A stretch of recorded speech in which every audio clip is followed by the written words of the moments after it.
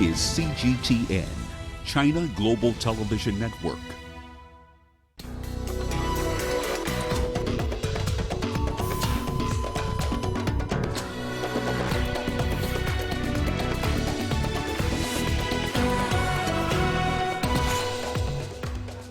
At least 17 killed in Mogadishu bomb blast.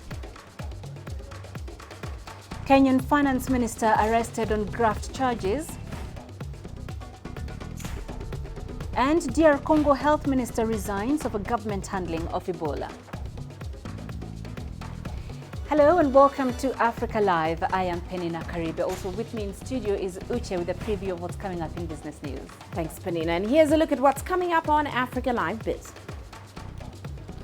Fuel prices hiked for a second time in a week in Zimbabwe, raising fears of hyperinflation. And the Shanghai Stock Exchange Science and Tech Innovation Board begins trading. Of course, all that coming up within the program. For now, back to you, Penina. Thank you, Uche. We start in Somalia, where the death toll in Monday's blast has reached 17, according to medics in the capital, Mogadishu. CGTN's Abdulaziz Bilu reports from Mogadishu on how the latest attack has affected the country's recent security progress. Police in Mogadishu say a suicide car bomber tried to storm this security checkpoint before detonating an explosive-laden vehicle. The blast targeted government forces manning this checkpoint, leading to the country's international airport, a highly guarded area of the city that also hosts the United Nations and the African Union headquarters. Al-Shabaab has since taken credit for the blast, claiming to have targeted senior government officials. But police say that those killed include civilians and soldiers. 17 bodies were brought to us by emergency service operators from the scene of the blast. 28 people were brought for treatment, some seriously injured. Other victims were taken to different hospitals. This clearly shows the impact of Monday's blast. Last week, security chiefs issued a major security alert restricting the parking of vehicles along the city's major roads. Monday's blast also caused extensive damage to nearby business centers and hotels. The latest attack comes 10 days after Al-Shabaab launched a brazen attack on a downtown restaurant in Kismayo, some 500 kilometers south of Mogadishu, killing 26 people. Among those killed include an aspiring candidate in the upcoming regional elections. A journalist and other foreign nationals were also killed after gunmen launched a deadly siege on the SSA hotel. The Somali president has now called for regional support in curbing the group's ever-increasing threats. Terrorism is not only a Somali fight, it is a regional fight. Tackling terrorism, therefore, requires a regional response and regional approach to our collective security. Our strong will to tackle the security challenges facing Somalia and the region. Somalia is at the heart of response to these regional challenges. No country that tackles terrorism alone. I hope you will know now, consider Somalia as an active partner rather than a passive recipient of support. Outside the capital, security forces have made progress in dislodging Al-Shabaab from some of its perceived strongholds, but this hasn't thwarted the group's ability to strike the capital. In recent weeks, authorities here in Mogadishu say that they have managed to nab a number of vehicles laden with explosives before reaching their intended target. This has been attributed towards a community policing program recently launched by the government. But the latest attack sheds more light on the increasing security challenges here in the capital, and security authorities will be called upon to explain just how the militant group was able to launch such a deadly attack in one of the heavily guarded zones in Mogadishu. Abdulaziz Bilu, CGTN, Mogadishu, Somalia. A Libyan fighter jet has made an emergency landing in southeast of Tunisia with its pilot aboard. The aircraft was later surrounded by Tunisian security and military engineering units. Regional authorities say the plane could have run out of fuel. However, preliminary investigation is being conducted in the district of the National Guard of Medellin. It will then be entrusted to the military judicial authorities given the military nature of the aircraft. CGTN's Adnan Shawashi has that update. The National Defense Ministry in Tunisia said on Monday that it spotted a Libyan aircraft around 7:30 a.m. violating the Tunisian airspace in the Beni Ghazail region, south of Medellin, and activated the operational preparedness system to intercept the aircraft, where its pilot was forced to land in the El Jurf Al Ahmar in Medellin. I've held a meeting with the President, which focused on the security situation and the latest development on the land, maritime and aerial borders, and the ministry's strategy to react to any threat.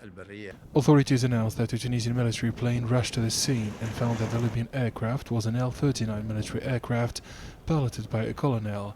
The Libyan national was arrested by the army. The National Army guarantees the safety and the territorial integrity of Tunisia. The situation is under control. Experts in Libyan affairs assert that the security situation in Tunisia will remain fragile as long as Libya is ravaged by war and armed conflicts. Thousands of Libyan nationals who have fled the conflict are now living on the border regions. There's no security in Libya. We fled to Tunisia and now we fear the unrest here as well. We hope to return home, but it's impossible because at the moment there's continuous fighting between militias. In his first statement, the Libyan pilot explained that the aircraft suffered a breakdown, which forced him to make an emergency landing. Adnan Shawashi, CGTN, Tunis.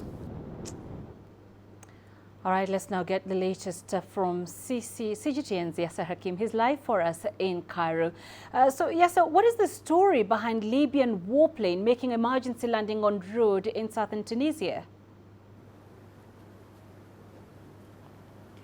Well, the plane was owned by the Libyan National Army, the LNA, that is led by General Khalifa Haftar, and it was on a reconnaissance mission, and there was a technical failure in the plane, which led the pilot to have an emergency landing in the borders, along the borders in Tunisia.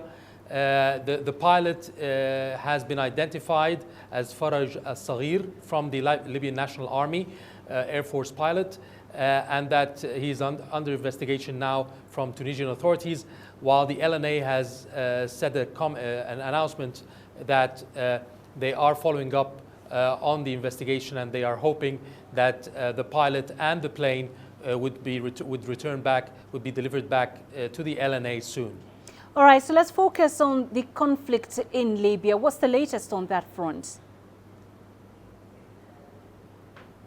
Well, at the moment, as we're talking, there is fighting going on now and clashes between the Libyan National Army and the forces of the National Government of National Accord, mainly along the southern districts of the capital Tripoli, especially along the Ain al-Zara and Al Yarmouk, two areas that are considered the two of the strategic areas where both sides have been trying to take over on several occasions.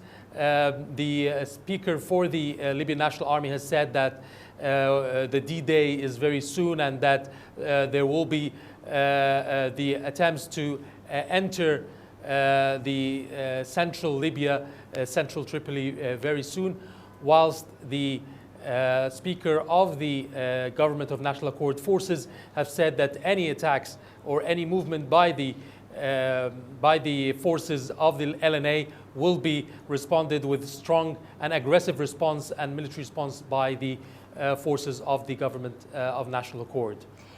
There are reports, Yasser, that a drone struck near Tripoli, killing 7 fighters loyal to Field Marshal Haftar. What more can you tell us about that?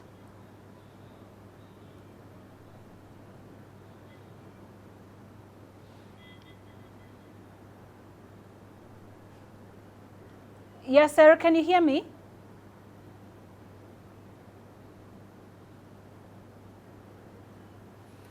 Yes, it was an airstrike using drones, and the LNA has said that 7 of their soldiers have been killed. These drones have, according to the sources there, have been received from Turkey, that has managed to support the Government of National Accord with equipment and the drones. In response, one of these drones had been shot down by the LNA.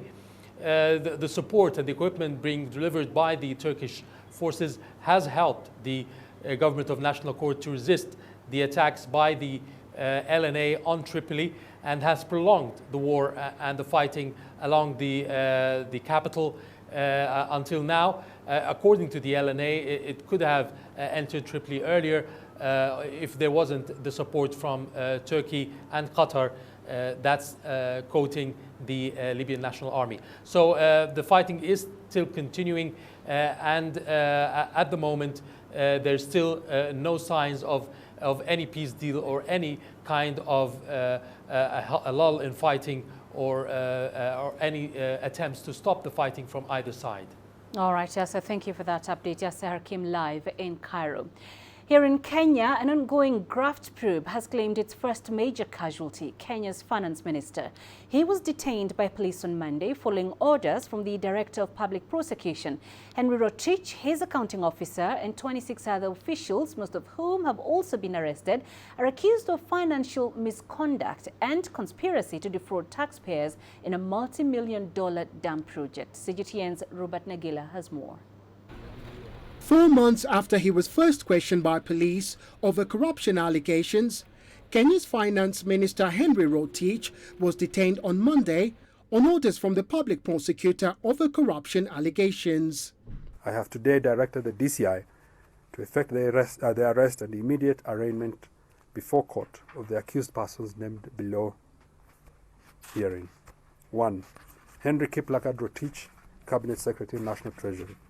The charges against Rotich originate from a police investigation into the misuse of funds in a dam project overseen by Italian construction company CMC di Ravenna. The public prosecutor alleges the two dams were budgeted to cost $446 million, but that figure was inflated by $170 million. However, despite the government releasing $190 million, work has never commenced on the project. The public prosecutor has demanded that Rotich, who will be charged alongside 27 other senior officials, including the accounting officer at the Treasury Department, and Italian national Paolo Pacelli, the director of CMC di Ravenna, step down from his position as cabinet secretary. They will have to step aside. This is it's not two ways. Okay. These are not governors. They are not, but this is a process that I will write to the head of public service. Rotich and his co-accused face 8 charges ranging from conspiracy to defraud and financial misconduct. Mr. Speaker, the minister has denied any wrongdoing. Robert Nagila, CGTN, Nairobi, Kenya. South African President Cyril Ramaphosa is mounting a legal challenge against an official report from the country's corruption watchdog that concluded he had deliberately misled Parliament over a campaign donation. Ramaphosa is now officially seeking an urgent judicial review of that report. Speaking to journalists on Sunday evening, he also said he believes that it is appropriate for courts to make an impartial judgment on the matter. CGTN's Olisan Jamela has more. Fundamentally and irretrievably flawed. That's how President Cyril Ramaphosa described the corruption watchdog's report. So, the report by the corruption watchdog Busisiwe Mkhwebane was released last Friday. In addition to accusing President Ramaphosa of misleading Parliament, it suggested that he had potentially committed a money laundering offence. Last year, President Ramaphosa told Parliament that he had not received election campaign donations from a controversial company during his bid to lead the governing ANC. It later emerged that was not true. Ramaphosa apologized and said he had been misinformed. In her findings, the public protector says there is merit in the suspicions that the way the money was paid amounts to money laundering. Addressing the media, Ramaphosa said Mkhwebane's report exceeded the scope of the Office of the Public Protector, and he alleged she had acted unconstitutionally. The report contains numerous factual inaccuracies of a material nature. The findings we found are wrong in law, are irrational, and in some instances exceed the scope of the powers of the public protector. Ramaphosa argued that Mkhwebane also acted inconsistently with the constitution because he was not given an opportunity to comment on the remedial action against him. I'm taking this action in the firm belief that the President of the Republic is not above the law, and nor is the Public Protector of the Republic also above the law. The Public Protector is equally bound by the law and, like the President, is answerable to the provisions of our Constitution. The corruption watchdog says it has noted the President's decision to seek legal recourse. Yudisa Njamela for CGTN in Pretoria, South Africa. The UK is set to send 250 troops to the troubled African nation of Mali to take part in the world's deadliest peacekeeping operation. These soldiers will form a long-range reconnaissance task group specifically chosen for its ability to operate in small teams and in violent contested areas of the country. You're watching Africa Live. Let's take a quick break. Coming up. DR Congo Health Minister resigns over government handling of Ebola.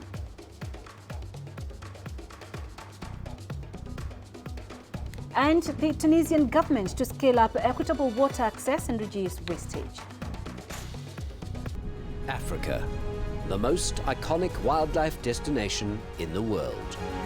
Its unique ecosystems were formed over countless eons. Many people can only dream of visiting this natural paradise. But now, for the first time ever, CGTN Wild Wonderland live show is bringing Africa to you through all of our online platforms. 14 episodes from July 22nd to 28th take you to adventure through the Great Plains of Kenya's Masai Mara, the Serengeti in Tanzania, and the Greater Kruger Park in South Africa. Welcome aboard the wildest ride of a lifetime. This is Wild Wonderland live show, only on CGTN.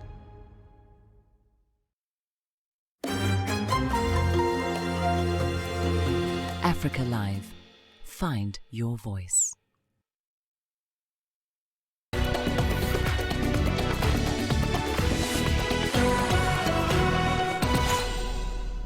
To the Democratic Republic of Congo now, and the country's health minister, Oli Ilunga, has resigned. Ilunga's resignation follows President Felix Tshisekedi's announcement last week that he was stripping his team of control over the response to the Ebola outbreak. The latest outbreak has so far killed at least 1,700 people and infected more than 800 others. In his resignation letter, Ilunga decried interference in the management of the response and criticized outside pressure to deploy a second Ebola vaccine manufactured by Johnson & Johnson over his objections. CGTN's Chris Chamringa joins us from Kinshasa for more on the minister's resignation. Chris, as we've reported, the health minister has resigned over that government handling of Ebola. What more can you tell us about that?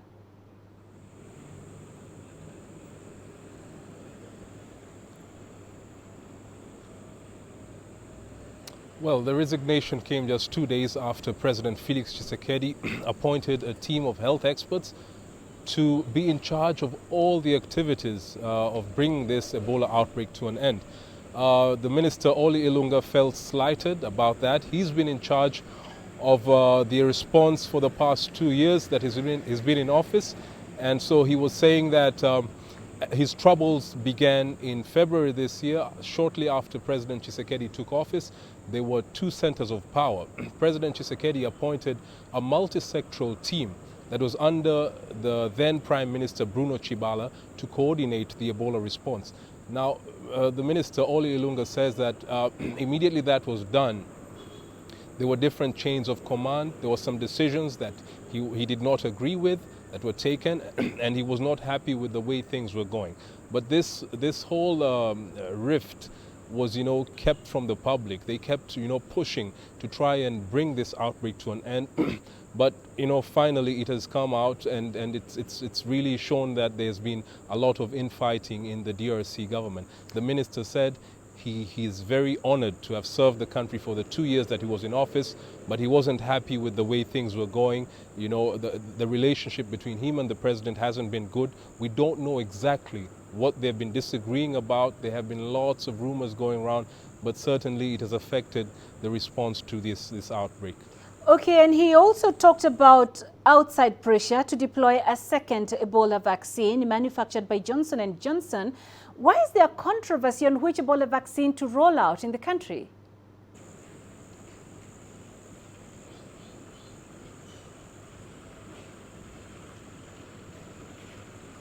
Well, first of all, the current vaccine that's being used is made by a US company known as Merck. It has proved to be very effective in treating people who have come into contact with Ebola patients. It's not given to the patients themselves, so it's meant to stop the spread. And so the DRC minister, Oli Ilunga, has been all along saying that, look, we have a very good vaccine that's treating Ebola. There's no need to bring another one because it will create confusion. Now, the other vaccine that was mooted by many reputable agencies is known as Johnson & Johnson. It's made by a US manufacturing company, and people like the Centers for Disease Control and Prevention of the US and the World Health Organization had recommended the Johnson & Johnson vaccine because they were saying that, look, when you have a situation where you have a disease that's so highly infectious like Ebola, you cannot just rely on one vaccine. It's not a good thing. You need to have another in case anything happens to the administration of Merck, the company that makes the vaccine that's being used, then there would be a crisis. And so they thought it wise to have another vaccine. Many people agreed with that, but the DRC government said no, because Johnson & Johnson, the vaccine normally is administered by 2 shots, given within a space of 2 months. But the current one is just given once. And so the health minister was saying, look, we already have a situation where people, the communities in North Kivu and Ituri are very distrustful of the health workers who have gone there. So we don't want to create more confusion and, you know, suspicion. And so he said, no, they will not accept. That's really what the controversy about this vaccine is all about. All right, quite a dilemma. So how is the president going to react to this resignation? How is he going to manage the fight to contain Ebola?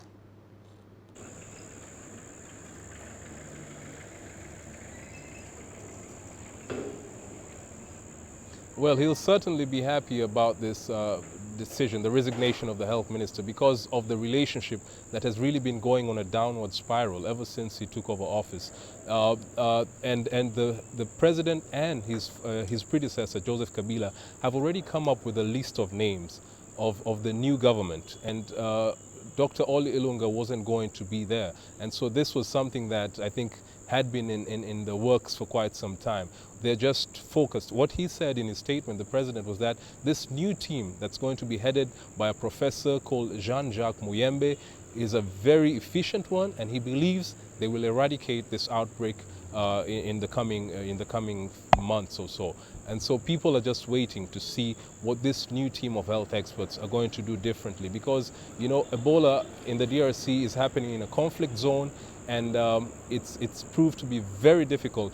The health experts have all the vaccines, they have the expertise, but, you know, there has been resistance, there has been attacks on health workers. More than 100 of them have been recorded, and so there's concern that it will take a longer period to, you know, bring this outbreak to an end. But the president is hopeful that with this new team, there's going to be a big change in how things happen in the DRC.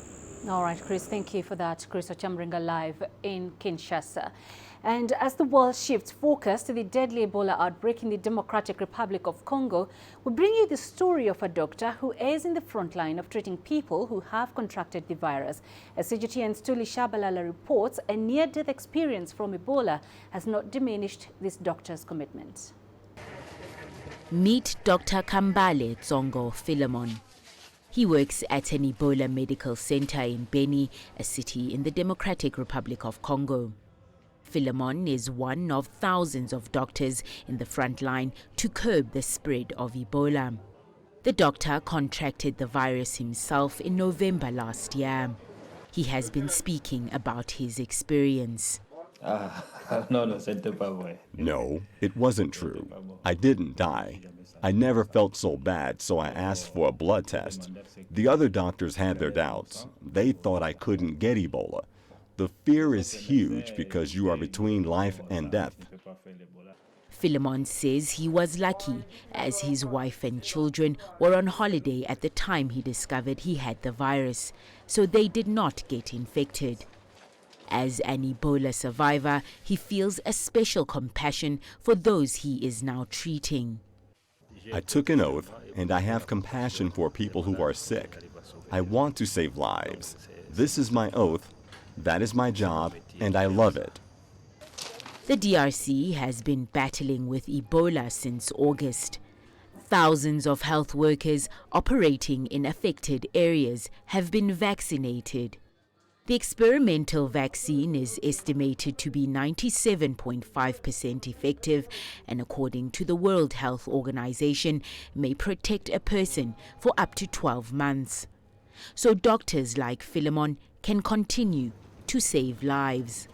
Thuli Shabalala, CGTN.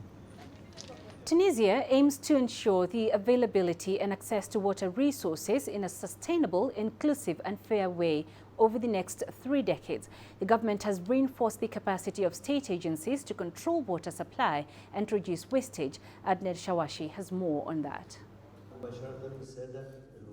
The Ministry of Agriculture and Water Resources in Tunisia has launched the National Strategy of Water Sector Management by 2050, called Water 2050. This project will provide water to our children and grandchildren to drink and to water the agricultural land and to live without worrying about the availability of water resources. The national project seeks to reinforce water security on a long-term basis, facing the water shortage that the North African state is witnessing. Tunisia will reinforce its capacity to safeguard sustainable access to adequate quantities of acceptable quality water for sustainable livelihoods, human well-being and socio-economic development. The Tunisian parliament has warned against the consequences of water scarcity and the importance of water conservation. Experts assert that water demand is increasing, while the sources have become rare. Water scarcity is a serious problem in Tunisia. The strategy, Water 2050, was approved by Parliament because it favors water conservation, which is in practice of using water efficiently to reduce unnecessary water usage. Managing the water crisis is a national priority.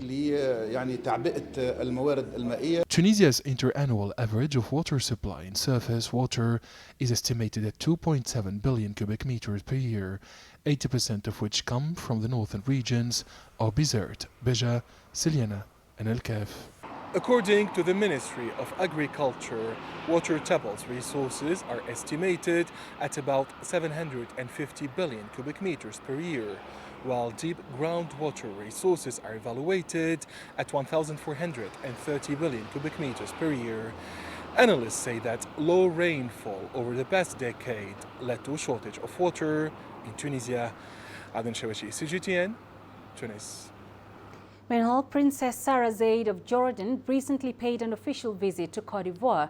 Abidjan was her second leg of a West African tour that started in Burkina Faso and will end in Senegal. The sub-regional trip aims to reflect on the issues of hunger and malnutrition in the Sahel region. CGTN's Chaum Gono has the details. Humanitarian, maternal and newborn health activist Princess Sarah Zayed of Jordan was received by President Alassane Ouattara and the First Lady Dominique Ouattara.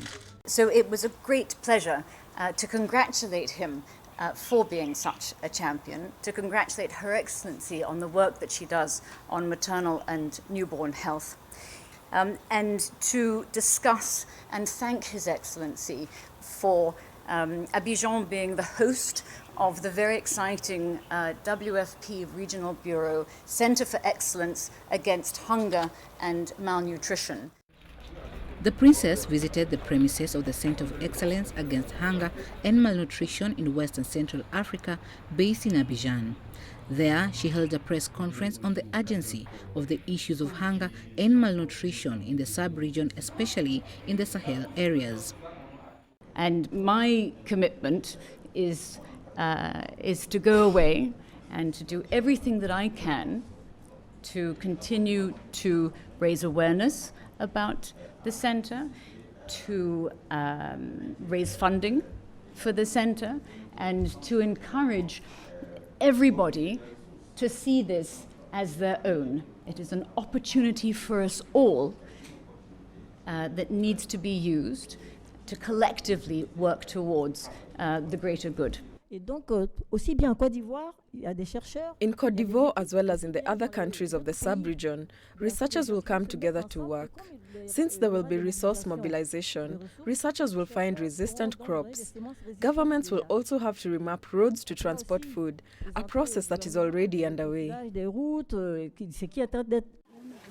According to Food and Agriculture Organization experts, soaring demographics and ongoing conflicts in the sub-Saharan African region are the main causes of famine and malnutrition. Countries have been urged to intensify their efforts to address these issues as they tend to have a negative impact on economies. It costs a country up to 16% of its GDP to eliminate hunger and malnutrition. There have been many studies done in different countries, so this percentage varies according to each country. This is to say that if 16% of a country's GDP is reported as costs due to hunger and malnutrition, it is clear that hunger and malnutrition are very costly to the concerned countries.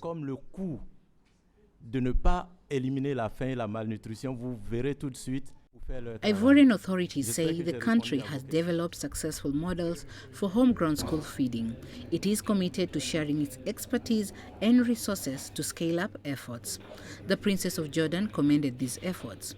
And if we can solve much of the hunger, much of the malnutrition, then the ripple effect that we will have on disease control, on disease resistance, on market prices, will all come from the work that gets done here. Her Highness Sarah Zaid also made donations to orphanages, humanitarian hospitals, and non-governmental organizations involved in the food sector before flying out to Senegal. Chamrono, CGTN. Time now to catch up with the day's business news, and for that we cross over to Uche. Thanks, Benny. And coming up on Africa Live Biz, fuel prices hiked for a second time in a week in Zimbabwe, raising fears of hyperinflation. And the Shanghai Stock Exchange Science and Tech Innovation Board begins trading.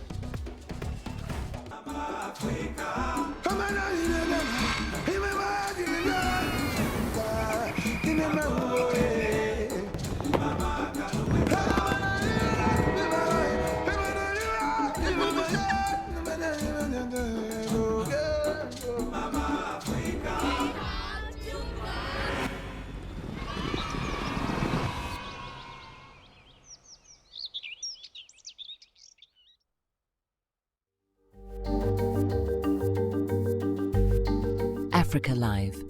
Find your voice.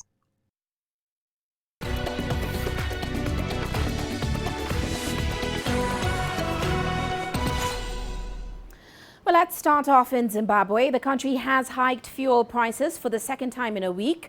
However, most pumps still remain dry in the country, with no end in sight to shortages that are helping drive inflation rapidly higher and which have led to protests about the costs of living. Now, the Zimbabwe Energy Regulatory Authority said a litre of petrol will now cost about 7.45 Zimbabwean dollars, up about 22% from $6.10. Diesel now costs about 7 Zimbabwean dollars a litre, 23% a rise. Now, with inflation soaring, economic analysts are saying that increases in fuel prices are adding to price pressures, especially as rolling electricity cuts are forcing businesses to use expensive diesel generators in order to power their operations. Meanwhile, in South Africa, Eskom, South Africa's state-owned power utility, is still grappling with an unsustainable debt load and certainly chronic operational problems. It is now seeking for a new CEO.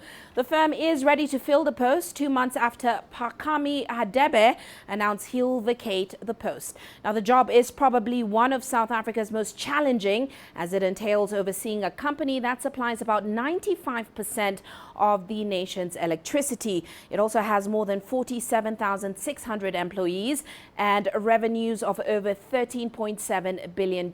Yet, it still isn't selling enough power to cover its costs. Now, Hadebe said he will quit at the end of July because the role came with unimaginable demands that had taken a toll on his health. Finance Minister Tito Mboweni is expected to announce the utilities bailout plan later this week. Reports say the government has allocated about $4.2 billion to the power firm. Well, let's turn our attention now to Shanghai, where trading started today on the new Science and Tech Innovation Board. The opening of the star market for science and tech companies on the Shanghai Stock Exchange aims to provide additional support for China's growing tech sector. Here's Cheng Tong with more. The sound of the gong marked a new start for China's stock exchanges. The star market began trade this morning, joining the expected surge of investor interest. The 25 companies that launched on the new board rose by an average of 140% during the day. Most of them focus on IT, advanced equipment, or biomedicine, and getting a star market listing could mean a significant boost to their development.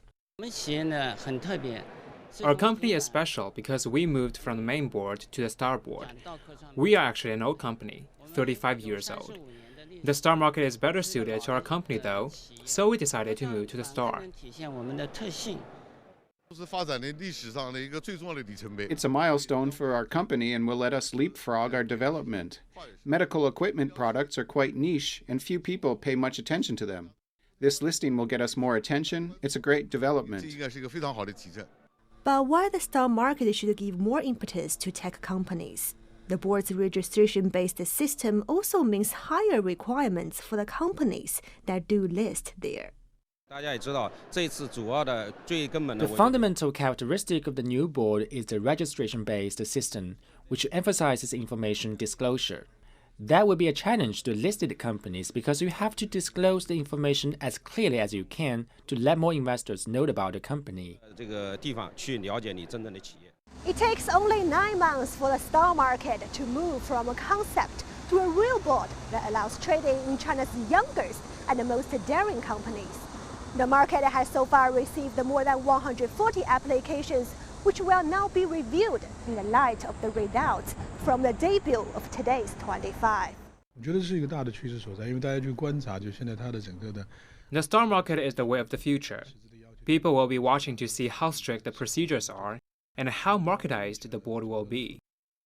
The star market should be a robust new way to inject capital support into China's small and middle-sized companies quickly and effectively. The Shanghai Stock Exchange and China Securities Index announced Friday that they will be releasing an index to follow the performance of stock market firms. According to the exchange, the index will follow internationally accepted compilation methods, basing its selection of 50 stocks with the highest overall rating based on market value and liquidity. Chen Tong, ICS for CGTN, Shanghai. Well, let's shift focus to commodities now. Oil prices extended gains as we saw tensions in the Persian Gulf remain elevated, and that's after Iran seized a British tanker. Now, this happens as Libyan production fell after an unidentified group reportedly shut the country's largest field. The UK is demanding the immediate release of the Stena Impero, which was seized by the Islamic Republic in the Strait of Hormuz on Friday. But the country's defense minister, Tobias Ellwood, says that he wants to de-escalate the situation. Meanwhile, production at Libya's Sharara oil field was said to be gradually resuming after a force majeure was declared following the closure. Futures in New York rose as much as 1.1% after closing up 0.6% on Friday. Meanwhile, cat farmers in Kenya have received a major shot in the arm with the start of exports of the produce to Israel. Now, cat traders have started exporting to Tel Aviv, a new market for Kenya, after the stimulant was banned in Britain and the Netherlands. That's about 3 years ago. The exports to Israel come after a year-long stalemate that saw Kenyan-grown cat seized and destroyed at the country's airport for failing to meet set requirements. Kenya currently exports cat to Puntland in Somalia, Somaliland, Mozambique and Angola. Through Israeli-based importer Tefcom Dasa, Kenya has received a 5-year permit in late May 2018 to export unlimited cat to the country. Now, the stimulant is popular amongst immigrants and especially those from Yemen. That's all for now on Africa Live Biz. But coming up on Global Business Africa, we have the latest developments on the arrest of Kenya's finance minister following a multi-million-dollar corruption probe. Of course, all that coming up top of the hour. For now, back to you, Penina. Thank you, Uche. You're watching Africa Live. Still ahead. Internationally acclaimed artist William Kentridge showcases his work in Johannesburg. Nigeria is my home. 160 million vibrant, ambitious individuals constantly seeking the perfect self-expression. It is these people who inspired me to be that person that is seen, to be a voice that is heard, and ultimately to be the anchor that I am. I have to tap in, tune in, and turn on the very best qualities within me to deliver the news. I'm Richard Nta, an anchor for CGTN.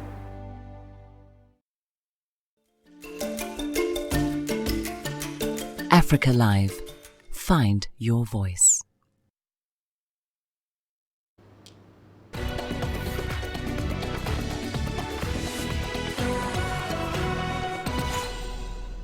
One of South Africa's most well-known illustrators, internationally acclaimed artist William Kentridge, is showcasing his work in an exhibition in Johannesburg. The exhibition also brings together a range of other exceptional print projects. CGTN's Elisa Njamela has more. William Kentridge is one of South Africa's well-known exports. He's best known for his prints, his drawings and animated films.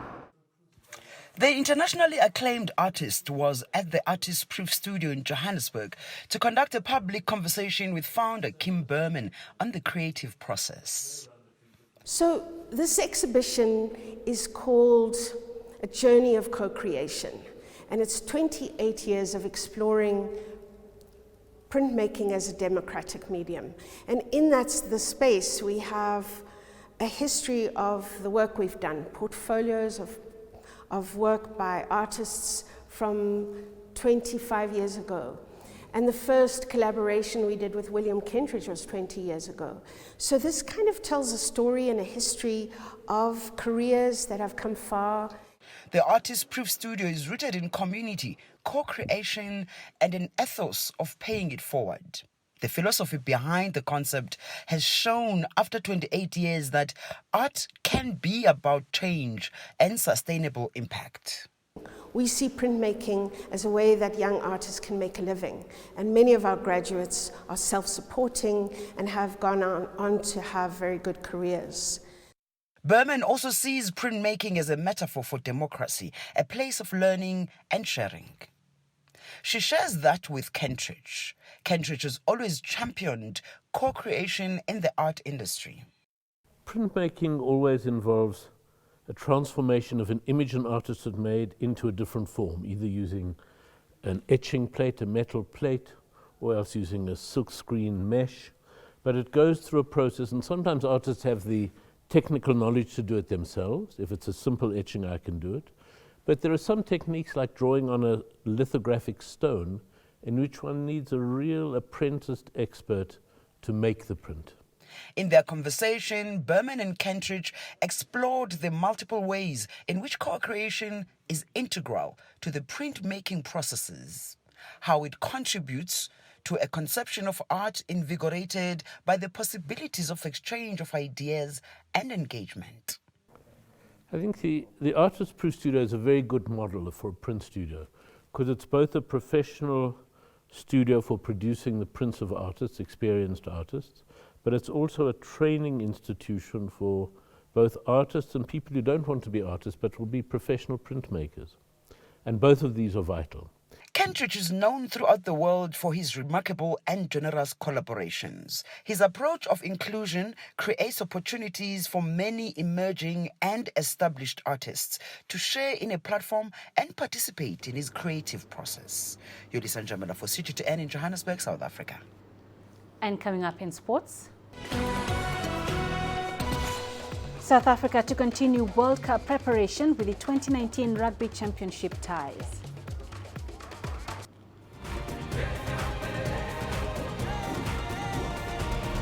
Africa Live. Find your voice.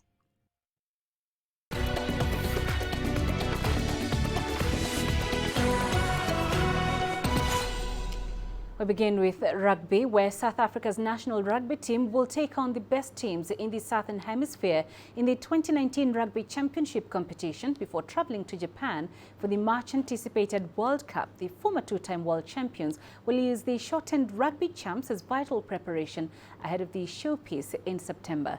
CGTN CS Duplessis has more. Okay, 1 minute, guys, 1 minute! At 2.04 metres tall, Ebenetzebeth is one of the tallest men in the South African team.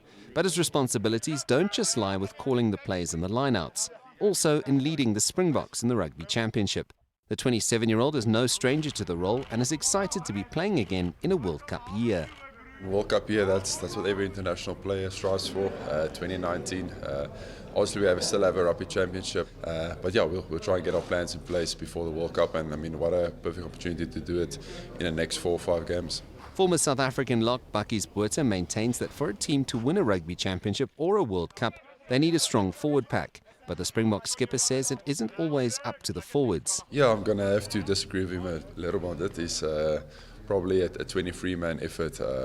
Obviously, the forwards need to lay the foundation, but also doesn't help lay the foundation, and the backs doesn't come to the party. So I think it's a squad, actually a squad effort. All the 31 and the coaches, everyone going to the World Cup plays a massive role. I think if each individual just give his bit, it will be a successful team effort. The 74-cap veteran says his teammates aren't lacking in motivation and are dialed in on each encounter instead of getting ahead of themselves, especially with several games to go before the World Cup kicks off for the men in green and gold on September the 21st. I think we have a slogan at the box where we say the main thing, let the main thing stay the main thing. But at the end of the day, it's all about the 80 minutes on the field when you play for South Africa. So that's our main focus. All we need to do is to play well. Etzebeth is the kind of player that wears his heart on his sleeve whenever he takes to the rugby field, and although his discipline has been questionable at times, he is seen as a leader in the Springbok team and will play a massive role if the men in green and gold are to win their first Rugby Championship and World Cup for over a decade. CS Duplessis, CGTN, Johannesburg. For a long time, water sports have been considered a European and Asian sport, but the Sagana Rapids camp, located along the Tana River in Kenya, has been on the forefront trying to change this. Here's CGTN's Asta Tal with more on water sports in Kenya. Established in 2007 along Kenya's longest river, the Sagana Rapids camp is changing the face of water sports in the country. Water sport has for a long time been identified with tourists as locals shy away due to fear of the unknown. But since inception 12 years ago, Rapids Camp has slowly been drawing more and more locals into trying at least one of the many water activities they offer. This is where we do most of the water sports, like kayaking, whitewater rafting, plunging, the Angel's Ball. This is one of the most activities that are really very new in Kenya. You have never seen it anywhere else. Like for plunging, this is when you find men screaming, calling their mommy, singing, "Oh Lord, I'm coming home." It's one of the best activities. In terms of activities, I would say we have the best. We have more than 23 activities in terms of water sports. The course along the Sagana River has grown and gained fame throughout the country and across the borders due to its fast waters. The element of adventure has also contributed to the turnout of people streaming into the camp. But their aim has not only been adventure, but also to grow the sport in the East African country. Kenya has over the years been known for track and road running. But in 2012 and 2016, Rapids Camp held Olympic qualifiers for kayaking. For the Olympic qualifiers, this is where we, in terms of slalom, because kayaking we have the flat waters and like slalom, which you just go under the gate and all that, which is quite challenging. It's only done in 2 places in Africa. One is in South Africa, the other one is in Kenya. This is where we have the natural course, the best place. This is where you have, last time we had 20 countries that were here in terms of water sports and in terms of kayaking for the team that was going to 2018 Olympics. Slowly, the camp is filling up with enthusiasts from across the country and the continent who are on the hunt for a new challenge. The first one, the rafting, it was very exciting. Though at first I was so scared, yeah? But I had confidence because I had this motor on, yeah. So I could set myself free. I enjoyed the water. But now, today I think it is the longest 2 seconds of my life, yeah. The plunging, yeah? It's about 6 meters, yeah. But you feel like you are jumping from the sky, something like 500 feet. Despite the 100 kilometers distance from Kenya's capital, Nairobi, levelers in search of life-changing experience seem to make several visits after their initial one. All this in a bid to conquer their phobias and familiarize themselves with more water sports. Over and over, even if every weekend, the problem is money. The economy now, you know, is the economy is challenging, but if I have that money and time, it's a place I can be every weekend. A decade ago, the only water sport a majority of Kenyans identified with was swimming. Sagana Rapids Camp has, however, brought to attention other forms of water sports. And one can only imagine that a decade from now, Kenya will have had at least one kayaking representative at the Olympics. Astatal, CGTN.